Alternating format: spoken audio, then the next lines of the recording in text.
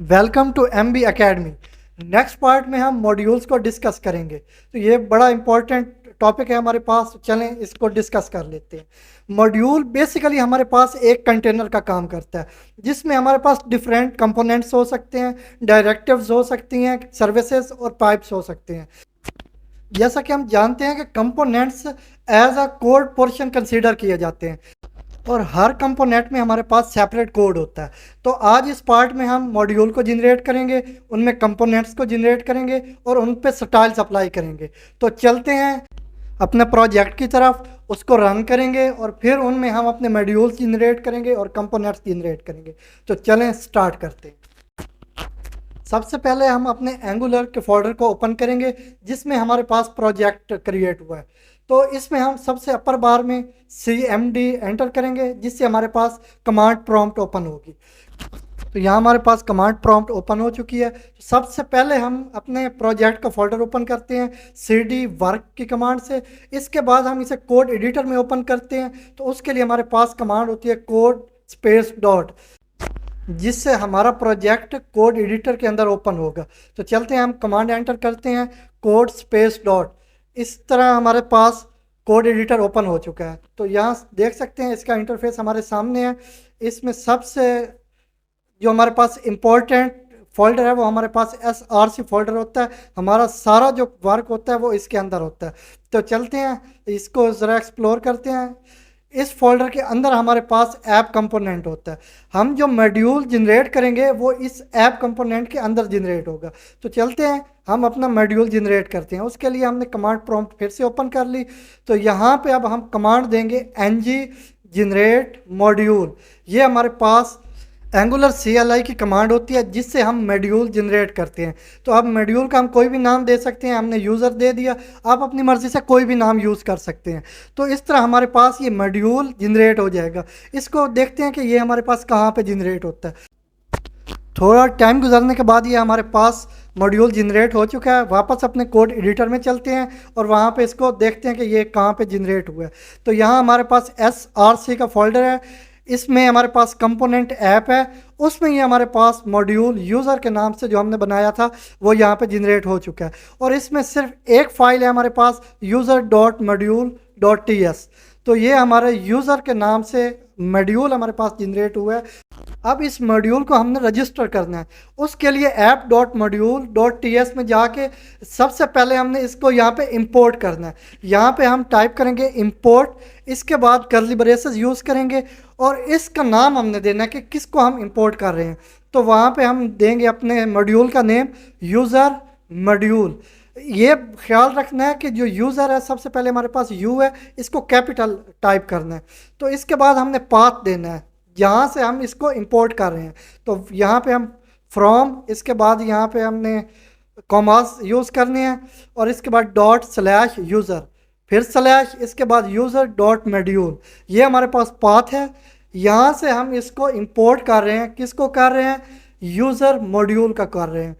अब इसको हमने इंपोर्ट्स में जाके इसको डिफ़ाइन भी करना होता है। ये बहुत नेसेसरी है, नहीं तो हम इसको यूज़ नहीं कर सकेंगे। अगर यहाँ पे इंपोर्ट नहीं करेंगे और इसको इंपोर्ट्स में डिफ़ाइन नहीं करेंगे तो हम इस मॉड्यूल को यूज़ नहीं कर सकेंगे। तो इसके लिए इसको यहाँ पे इंपोर्ट करना और इंपोर्ट्स में डिफ़ाइन करना ज़रूरी होता है। तो यहाँ इसको डिफ़ाइन करने के बाद अब इसको हम यूज़ कर सकेंगे। चलते हैं, इसमें अब हम अपना एक कंपोनेंट जनरेट करते हैं। उसके लिए हमने अपना कमांड प्रॉम्प्ट ओपन कर लिया है। कमांड प्रॉम्प्ट ओपन करने के बाद यहाँ पे हमारे पास एंगुलर CLI की कमांड होती है ng जनरेट कंपोनेंट, जिसके साथ हम कंपोनेंट को जनरेट करते हैं। अब इसको हम अपनी मर्ज़ी से कोई भी नाम दे सकते हैं, जैसा कि हम यहाँ पे देते हैं सेल्फ का नाम दे देते हैं। सेल्फ का नाम देने के बाद ये हमारे पास यूज़र के मॉड्यूल में जनरेट नहीं होगा। उसके लिए हमें क्या करना होता है? उसके लिए हमें पहले यूज़र टाइप करना होता है, उसके बाद स्लैश, और उसके बाद हमें जो भी कंपोनेंट हमने जनरेट करना होता है उसका नाम दिया जाता है। इस तरह हमारे ये मॉड्यूल के अंदर जनरेट होगा। तो इसके लिए हमने इसको कमांड दे दी है। अब ये हमारे पास जनरेट हो चुका है। तो चलते हैं, इसको देखते हैं कि हमारे पास ये कहाँ पे जनरेट है और इसको फर्दर एक्सप्लोर कर लेते हैं। तो यहाँ वापस अपने एडिटर में आ चुके हैं। तो ये हमारे पास यूज़र के मॉड्यूल में सेल्फ का एक कंपोनेंट जनरेट हो गया, जिसमें फर्दर हमारे पास फाइल्स हैं। जिनमें सबसे पहले हमारे पास component dot C S S की फ़ाइल है। यहाँ पे हम स्टाइल्स अप्लाई करते हैं। इसके बाद HTML की फ़ाइल है जहाँ पे हम HTML का कोड देते हैं। इसके बाद ये हमारे पास कॉन्फ़िगरेशन है और इसके बाद हमारे पास ये कंपोनेंट डॉट टी एस है जिसके अंदर हमारे पास डायनामिक डाटा होता है। तो चलते हैं नेक्स्ट अपने प्रोजेक्ट को हम रन करके देखते हैं कि इसको रन कैसे किया जाता है और इसके लिए हम कौन सी कमांड यूज़ करते हैं। तो चलते हैं वापस कमांड प्रॉम्प्ट में। कमांड प्रॉम्प्ट हमारे पास ओपन हो चुकी है। यहाँ पे हम ng सर्व इसको यूज़ करते हुए, ये हमारे पास एंगुलर CLI की कमांड होती है जिससे हम अपने प्रोजेक्ट को रन करते हैं। तो ये प्रोसेस हमारे पास स्टार्ट हो चुका है। इससे हमारे पास एक पाथ आएगा जिसको हम लोकल होस्ट कहते हैं। इसको यूज़ करते हुए हम अपना आउटपुट ब्राउज़र में देख सकते हैं। तो ये हमारे पास कंपाइलेशन का प्रोसेस कंप्लीट हो चुका है, कंपाइल्ड सक्सेसफुली, ये रिस्पॉन्स है हमारे पास। यहाँ से हम लोकल होस्ट को कॉपी करेंगे और ब्राउज़र में इसको जाके पेस्ट करेंगे। इसके बाद यहाँ पे हमारे पास जितना आउटपुट होगा, जो कोड हम HTML में लिखेंगे या इसके बाद CSS स्टाइल अप्लाई करेंगे, उसका आउटपुट हम यहाँ पे देख सकेंगे। वापस अपने कोड एडिटर में चलते हैं और देखते हैं नेक्स्ट हमें क्या करना है। यहाँ हमारे पास यूज़र जो मॉड्यूल है उसके अंदर अपने कंपोनेंट को जो हमने जनरेट किया है उसको रजिस्टर करना होता है। उसके लिए user dot module dot TS में जाना है। यहाँ हमारे ऊपर थर्ड लाइन में हमारे पास ये इंपोर्ट हो चुका है। इसको हमने इंपोर्ट नहीं किया, ये ऑटोमेटिकली यहाँ पे इंपोर्ट हो जाता है। और इसके अलावा ये डिक्लेयर भी खुद ही हो जाता है। हमें जस्ट इसको यहाँ पे एक्सपोर्ट करना होता है। अगर इसको एक्सपोर्ट नहीं करेंगे तो हम इसको यूज़ नहीं कर सकेंगे। इसको यहाँ पर रजिस्टर करना ज़रूरी है। तो चलते हैं, इसको एक्सपेरिमेंट कर लेते हैं। App dot component dot HTML में गए, इसको हमने यहाँ पे एज अ टैग यूज़ करना है। हमें पता कैसे चलेगा कि कौन सा टैग हमने यहाँ पे यूज़ करना है? उसके लिए हम जाएंगे self dot component dot TS, जो कि हमने कंपोनेंट खुद जनरेट किया। इसमें सिलेक्टर प्रॉपर्टी में हमारे पास वैल्यू है ऐप हाइफन सेल्फ। इसको हमने as a HTML tag use करना होता है। तो चलते हैं, इसको यहाँ से कॉपी कर लेते हैं या इसको आप याद करके ऐसे भी उसको वहाँ पे एंटर कर सकते हैं। तो वापस अपने जो हमारे पास कंपोनेंट डॉट HTML है उसमें जाते हैं। यहाँ पे इसको हम एज अ टैग यूज़ करेंगे। तो इसको लेस देन, इसके बाद ऐप हैफन सेल्फ, ये हमारे पास एज अ टैग यूज़ हो रहा है। अब देखते हैं क्या ये वर्क कर रहा है। तो ये हमारे पास एरर आ गया है, ये हमारे पास वर्क नहीं करेगा क्योंकि इसको अभी तक हमने रजिस्टर नहीं किया। तो इसको रजिस्टर करने के लिए हम user dot module dot TS में आएंगे। यहाँ पे हमने एक्सपोर्ट्स एंटर करेंगे, इसके बाद कॉलन और स्क्वायर ब्रैकेट्स। इसके बाद इसके अंदर इसमें हमने डिफाइन करना है सेल्फ कंपोनेंट। सेल्फ का जो फर्स्ट हमारे पास लेटर है उसको कैपिटल होना ज़रूरी है, नहीं तो हमारे पास एरर आ जाएगा। तो इसके बाद हम ब्राउज़र में देखते हैं तो हमारे पास ये आउटपुट आ रहा है सेल्फ वर्क्स, ये हमारे पास काम कर रहा है। तो चलते हैं, इसका कोड अब चेंज करते हैं, इसको कोई स्टाइल्स अप्लाई करते हैं, इसमें कुछ नया करते हैं। तो चलते हैं हम self dot component dot HTML में। ये जो बाय डिफ़ॉल्ट हमारे पास कोड था इसको हम इरेज कर लेते हैं। इसमें अब हम अपना कोई नया कोड लिखेंगे, जैसा कि हम कोई इनपुट फील्ड यहाँ पे हम जनरेट कर लेते हैं। तो यहाँ पे हम इनपुट का टैग यूज़ करेंगे। तो इसमें हमारे पास इसकी टाइप दे देते हैं टेक्स्ट की। हम टेक्स्ट मतलब जो इनपुट लेना चाहेंगे वो टेक्स्ट होगा। तो इसके बाद इसमें हम इसका नेम डिफाइन कर देते हैं, कोई भी नेम रख सकते हैं। हम इसको नेम दे देते हैं या माई नेम दे देते हैं। यहाँ पे माई नेम होगा। एक और हम इनपुट टाइप फील्ड बना लेंगे जिसमें हम फादर का नाम ले लेंगे। तो इसके बाद इसको ना स्टाइल देने के लिए एक क्लास जनरेट करते हैं जिसको यूज़ करते हुए हम इस पर स्टाइल्स अप्लाई कर सकेंगे। तो क्लास का हम नाम दे देते हैं जो कि इस इनपुट फील्ड का हमने नाम दिया, जैसा कि माई नेम हो गया। तो माई नेम यहाँ पे एंटर करेंगे। तो इससे नेक्स्ट हमारे पास प्रॉपर्टी होती है प्लेस होल्डर। तो यहाँ पे प्लेस होल्डर की प्रॉपर्टी यूज़ करेंगे और इसमें वैल्यू देंगे जो कि हमें वहाँ पे नज़र आ रही होगी इनपुट फील्ड में। तो यहाँ पे एंटर यूर नेम, क्योंकि हमने नेम गेट करना है तो उसके लिए हम एंटर यूर नेम की वैल्यू देंगे। तो इसका अब रिज़ल्ट देखते हैं ब्राउज़र में हमारे पास आउटपुट क्या आ रहा है। तो रिफ़्रेश होने के बाद हम अपना इनपुट फील्ड यहाँ पे देख सकते हैं और उसमें वैल्यू भी जो हमने दी थी। तो चलते हैं, एक और इनपुट फील्ड बना लेते हैं। उसके लिए इसको यहाँ से कॉपी कर लेते हैं।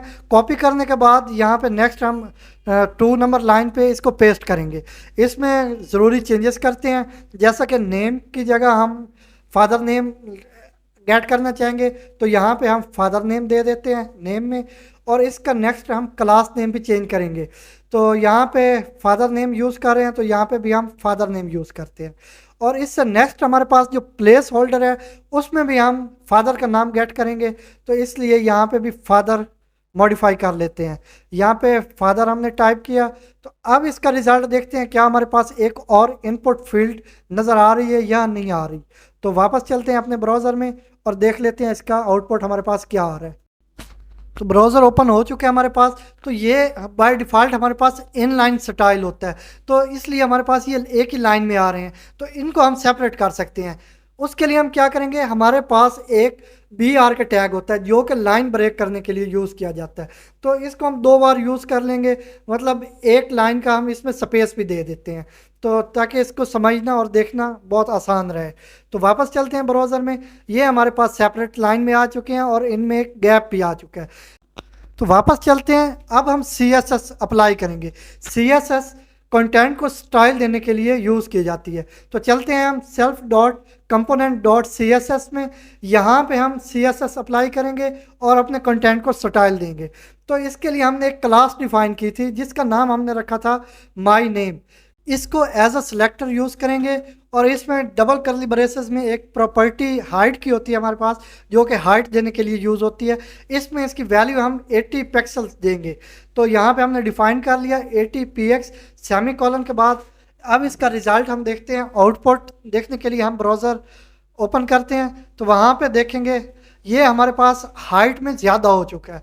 तो बाकी इसकी लेंथ बराबर है हमारे पास, जो विड्थ होती है वो हमारे पास इक्वल है जो नीचे हमारे पास फादर नेम का इनपुट फील्ड है।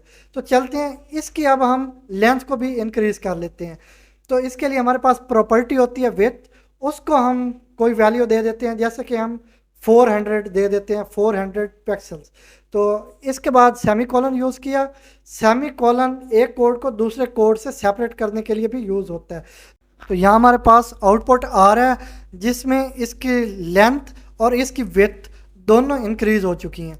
तो चलते हैं अब नेक्स्ट, इसमें अब कोई कलर दे देते हैं, जैसे कि ये बाय डिफ़ॉल्ट हमारे पास वाइट बैकग्राउंड में है, तो इसका बैकग्राउंड कलर चेंज करते हैं और इसको हम स्काई ब्लू दे देंगे। कोई भी अपनी मर्ज़ी से दे देते हैं, लेकिन हम यहाँ पे एक लाइट सा कलर यूज़ करना चाह रहे हैं, तो उसके लिए हम स्काई ब्लू की वैल्यू देंगे बैकग्राउंड प्रॉपर्टी में। तो इसको सेव करने के बाद वापस अपने ब्राउज़र में जाते हैं और देखते हैं क्या ये अप्लाई हुआ है। तो यहाँ हमारे पास इसका बैकग्राउंड कलर चेंज हो चुका है। तो चलते हैं वापस चल के, अब हमारे पास जो दूसरा इनपुट फील्ड था उसको भी सेम स्टाइल अप्लाई कर देते हैं। उसके लिए हम क्या करेंगे, यहाँ हमारे पास जो एक क्लास थी पहले से, उसके साथ इसको कॉमा के साथ सेपरेट करके नेक्स्ट क्लास हम यहाँ पे डिफाइन कर देंगे।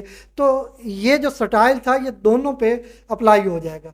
तो इसको हमने नेक्स्ट क्लास को यहाँ पे डिफाइन कर दिया, तो ये हमारे पास इसका आउटपुट आ रहा है, दोनों पे सेम स्टाइल अप्लाई हो चुका है। तो इनको ज़रा चेंज कर लेते हैं, मतलब दोनों का बैकग्राउंड सेम आ रहा है, तो हम एक का बैकग्राउंड दूसरे से सेपरेट करना चाहते हैं। तो उसके लिए क्या करेंगे, यहाँ इसको हम कॉपी कर लेते हैं, तो नेक्स्ट हम इसको पेस्ट करेंगे। यहाँ पे अगर हमने इनको सेपरेट स्टाइल अप्लाई करना हो तो फिर इनको हमें सेपरेट ही डिफाइन करना पड़ेगा। तो इसको हम इरेज कर लेते हैं। जो हमारे पास माई नेम की क्लास थी, यहाँ पे सिर्फ फादर नेम की क्लास को डिफाइन करेंगे और यहाँ पे हम ज़रा चेंजेस कर लेते हैं। स्काई ब्लू की जगह हम कोई और कलर सिलेक्ट कर लेते हैं, जैसे कि हमारे पास पिंक है। पिंक अब हमारे पास दोनों पे सेपरेट स्टाइल्स अप्लाई होंगे। वापस ब्राउज़र में चलते हैं और इसका आउटपुट देखते हैं। तो यहाँ देख सकते हैं कि अब हमारे पास जो पहले वाला इनपुट फील्ड था उसका बैकग्राउंड कलर कोई और है और दूसरे का कलर उससे सेपरेट है। इस तरह हम इन पे CSS स्टाइल्स अप्लाई कर सकते हैं। तो चलते हैं, एक हम क्विक रिव्यू ले लेते हैं कि कैसे हमने रजिस्टर करना होता है मॉड्यूल को, कैसे हमने इसके अंदर कंपोनेंट जनरेट करना होता है और फिर उसको रजिस्टर कैसे करना होता है। तो जल्दी से एक हम रिव्यू ले लेते हैं ताकि आपको रिवाइज हो जाए और अच्छी तरह याद रहे। तो ऐप के कंपोनेंट में हमने यूज़र नाम का एक मॉड्यूल जनरेट किया था और उसमें फिर हमने सेल्फ नाम का एक कंपोनेंट जनरेट किया था और फिर हमने यूज़र जो हमारे पास मॉड्यूल था इसको ऐप module.ts में रजिस्टर किया था। यहाँ पे हमने इंपोर्ट किया था। सबसे पहले इंपोर्ट करने के बाद इसको हमने इंपोर्ट्स में डिफाइन भी किया था, जिससे हम इसको यूज़ करने के काबिल हुए। अगर हम इसको यहाँ पे डिफाइन ना करते या यहाँ पे इंपोर्ट ना करते तो फिर हम इस मॉड्यूल को यूज़ ना कर सकते। तो इसके बाद हमने एक कंपोनेंट जनरेट किया था सेल्फ नाम से। इस सेल्फ नाम का जो हमारे पास कंपोनेंट है, इसको यूज़र मॉड्यूल में हमने इंपोर्ट करना होता है और यहाँ पे इसको हमने डिफाइन करना होता है। तो इंपोर्ट ये हमारे पास ऑटोमेटिकली हो गया था, इसको हमने खुद इंपोर्ट यहाँ पे टाइप नहीं किया था। तो इसके बाद ये डिक्लेयर भी खुद हो गया था। इसको सिंपली हमने यहाँ पे नीचे जाके एक्सपोर्ट किया था, जिससे ये हमारे जो मॉड्यूल था यूज़र नेम का, उसके साथ ये रजिस्टर हो गया और अब इसको हम जहाँ चाहें यूज़ कर सकते हैं। जैसा कि हमने अभी यूज़ किया, इन पे स्टाइल्स अप्लाई किए, तो इस तरह मॉड्यूल जनरेट किया जाता है, उसके अंदर कंपोनेंट्स जनरेट किए जाते हैं और फिर उनको यूज़ किया जा सकता है। अगर वीडियो पसंद आई हो तो लाइक करें, शेयर करें और हमारे चैनल को सब्सक्राइब करें।